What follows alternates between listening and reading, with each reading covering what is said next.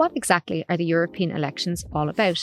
On Friday the 7th of June, you will get the chance to decide who will represent the Irish public in the European Parliament. There are 14 seats up for grabs across 3 constituencies, 5 in Midlands North West, 5 in Ireland South and 4 in Dublin. There are around 24 candidates in each area.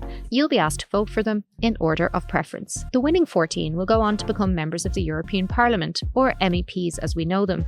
They'll spend the next 5 years working in that Parliament, voting on proposed legislation or making tweaks to the fine print in committee. Their job is to be Ireland's voice in Europe, putting forward our viewpoint in areas such as transport, agriculture or migration.